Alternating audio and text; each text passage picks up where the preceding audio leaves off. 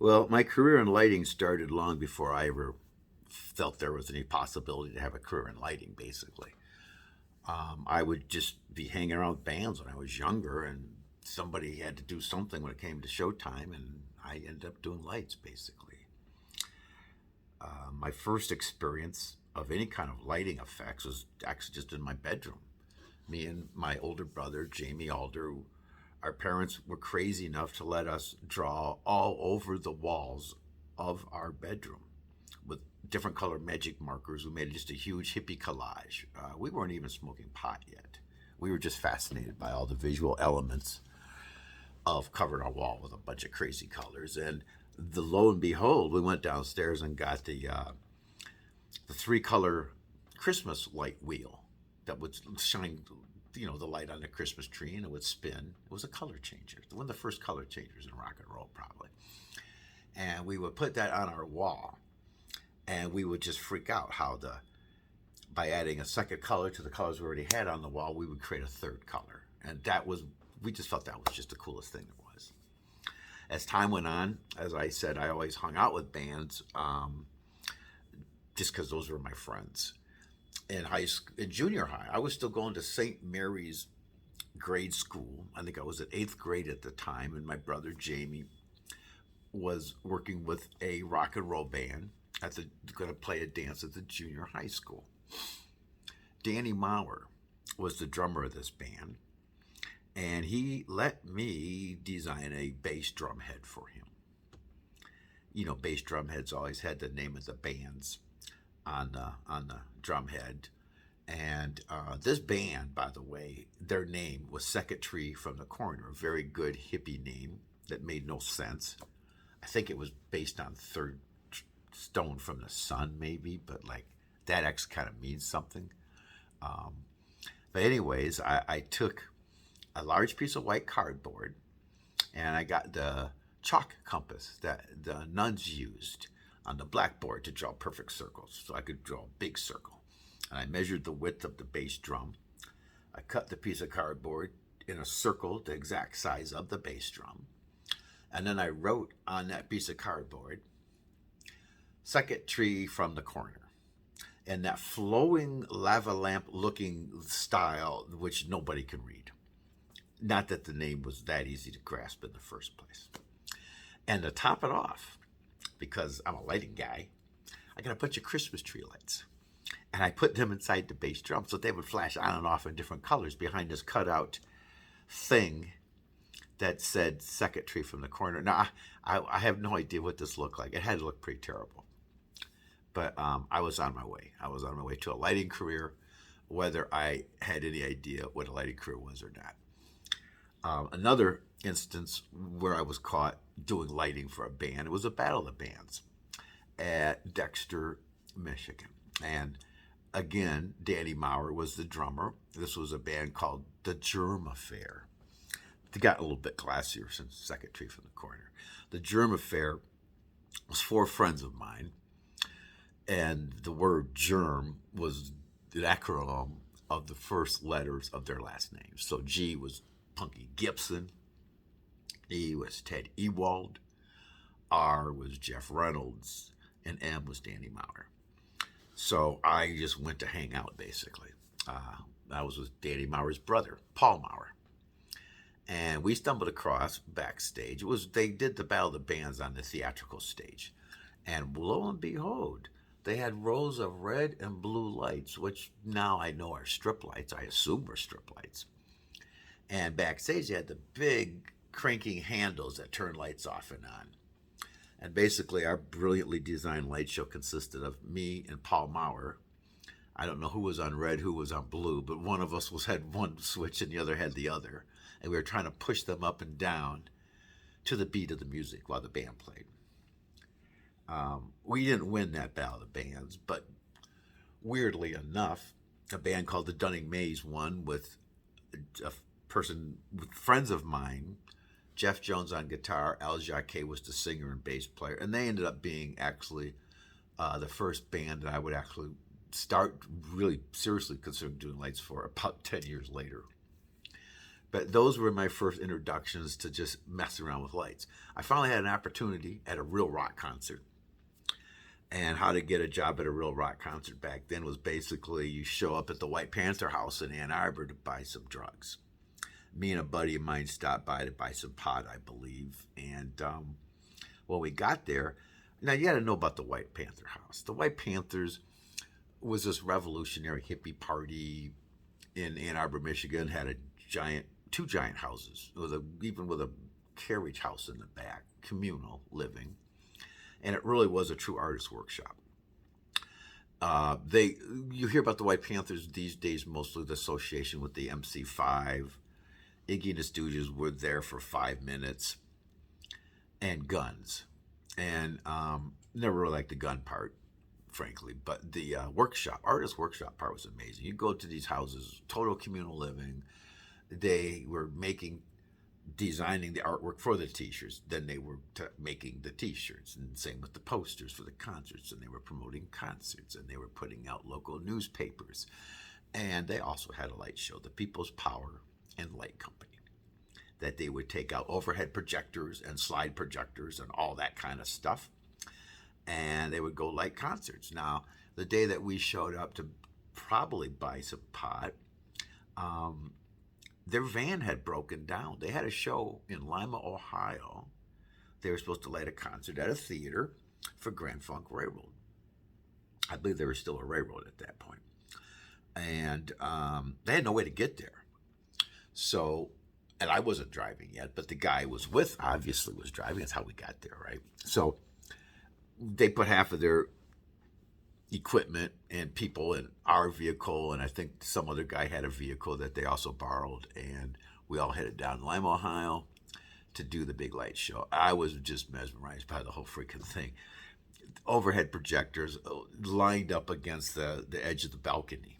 It was like an arsenal of overhead projectors and slide projectors, and they hung bed sheets behind the band on the stage, and they're, shooting down the amoeba light patterns, and it was just a whole hippie thing. And it was my friend Doug Connolly and Hiawatha Bailey were White Panthers that were working that show.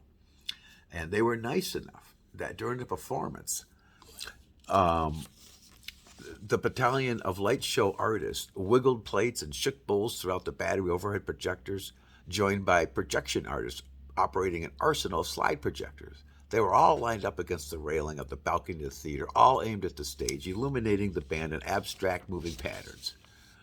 Many of the light show artists wiggled shallow grass bowls full of food coloring with vegetable oil swirling around, while others spun glass dinner plates imprinted with geometrically symmetrical designs over the light cast from the numerous overhead projectors, directed through a set of mirror lenses focused on bed sheets hung behind the band. The slide projectors infiltrated the swirling lava lamp effect of the liquid light show with a collage of photographic stills.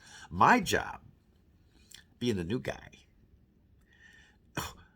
was to run armloads of dirty dishes up to the men's bathroom, which was located in the back and on top of the balcony.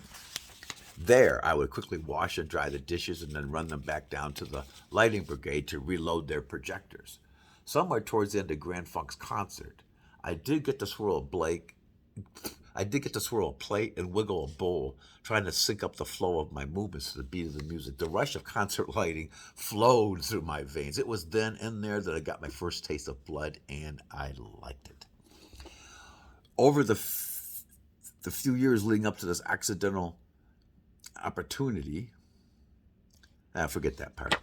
In any case, after that show, Doug Connolly and Hiawatha, who were, like I say, they were members of the People's Power and Light Company, and they were White Panthers, and they had liberated, I believe, a lot of overhead projectors from the different learning institutions around Ann Arbor, and they donated one to me. At the time, I was still living in Chelsea, Michigan, out in a farm out in the middle of nowhere. It was a pretty small town at the time. And I lived in a little milk house. Before my family moved into the farm, it was a dairy farm. And we moved in, we had horses. We didn't have any cows. And the milk house became a room outside of the big farmhouse. So being a teenager, that was like the coolest place you could live because it was almost like not living at home, even though you still had to use the bathroom in the big house. I had a sink, bed. I think my drum set was set up, and there wasn't room for much else. I had a oil stove for heat, and it was like I said, it was a milk house apart from my parents' house. So at night, it was the tradition at the time for high school students who wanted to get high or trip. You couldn't do it in town; you get busted. Everybody just rode around the country roads. That was what they did. And yes, there were nights where friends of mine would be out riding around, tripping their brains out, and they would literally knock on my door, wake me up in the middle of the night, begging for a light show. And so I'd get up and get my over projector out, and the plates and the oils and all the food coloring, and put on some music on my stereo. And luckily I had white walls in my milk house, so I would just give them a show. Other than that, I did kind of started. I called my light show company the Traffic Lights, which was a stupid name only because the band I was playing drums in, the first band I ever played drums in, was called Crosstown Traffic. So I just randomly named my light show the Traffic Lights. We only did a few gigs. I think I did a couple school dances. I remember doing one party in a church basement that a band played at, and battle of bands that I played at, which I'll tell you about later. Kind of a battle of bands that we kind of devastated. But my brother ran the overhead projector light show for that one. So after that, the drumming I really got into. Danny Maurer, again, his name comes up. Him and my buddy Punky Gibson, they decided to enlist in the Army for some reason during Vietnam. Don't ask me. But Danny saw that I always was playing around with his drums at rehearsals. When they would take a break, I would go in there and try to play Suki Suki or, whatever, goddamn, the Pusher Man. And Danny was really nice to me about that. So he basically gave me his drum set. Like, he joined the Army, he was, I don't know, 3 years. So I had this really nice professional drum set. I thought, well, better learn to play the damn thing. And I loved it. I just spent hours. I could not learn how to play properly, but I would spend hours and hours and hours and hours just beating the shit. And now I look back at, obviously it was percussion therapy of some kind, but it became my only goal for many years. I was in many original bands, like a lot of people were back then. Had some hilarious collapses of those bands. And we'll talk about that era again later. But after I got through that era, I got through it pretty broke. I ended up getting into a very bad car deal, which I knew nothing about cars. Why was I even in a car deal? I don't know. My dad had to bail me out. And this is like, I'm about 25 at this point, and it's embarrassing. And I failed as a drummer and have not been in a successful band. And I'm moving back to the parents' farm to work off my debt, which means I have to spend the entire summer tearing apart, if you can imagine, a giant indoor riding arena where you literally have horse shows underneath in the winter.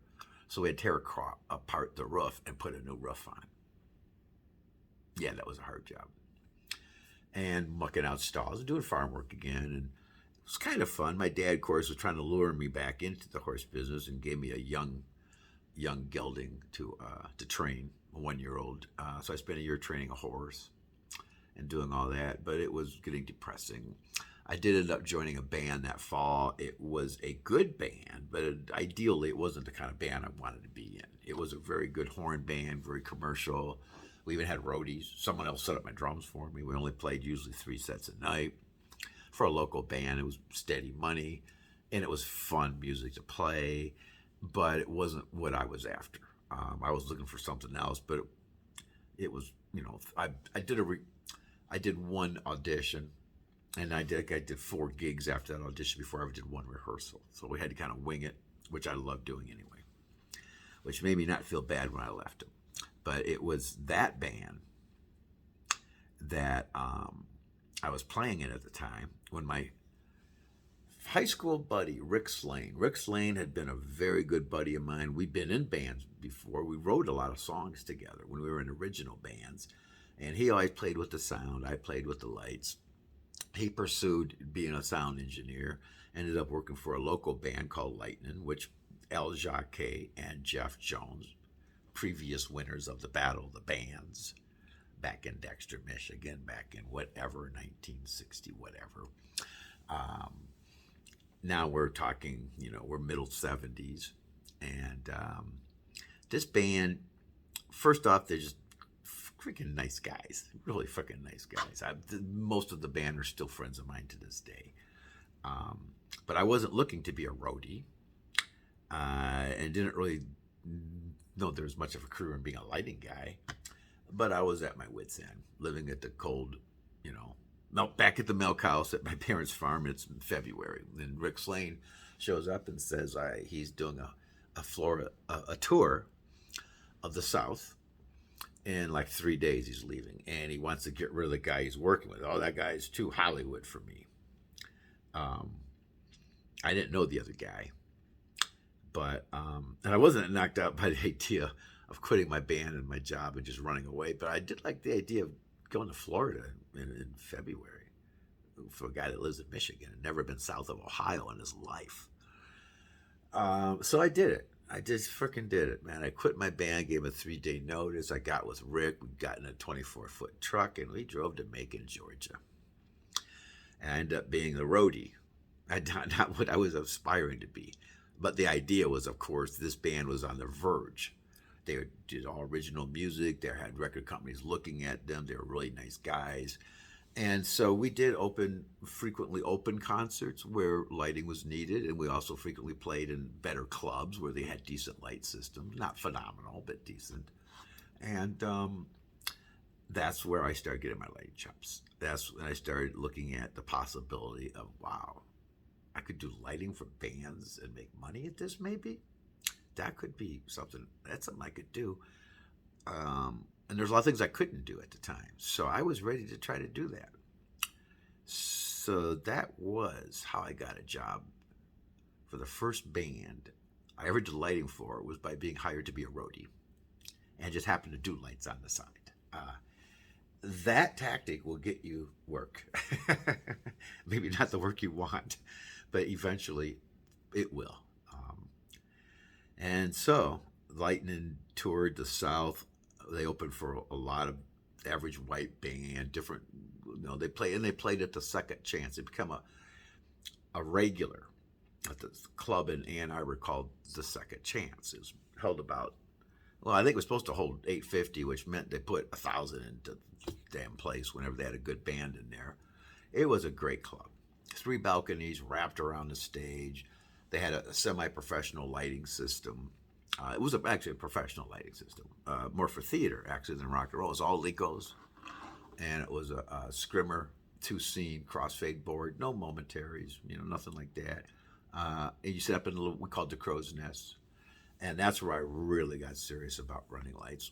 Doing shows there with Lightning was our home base gig to play, and a mutual friend of me and the band, Michael Wallace, was taking lighting design classes at the University of Michigan at the time.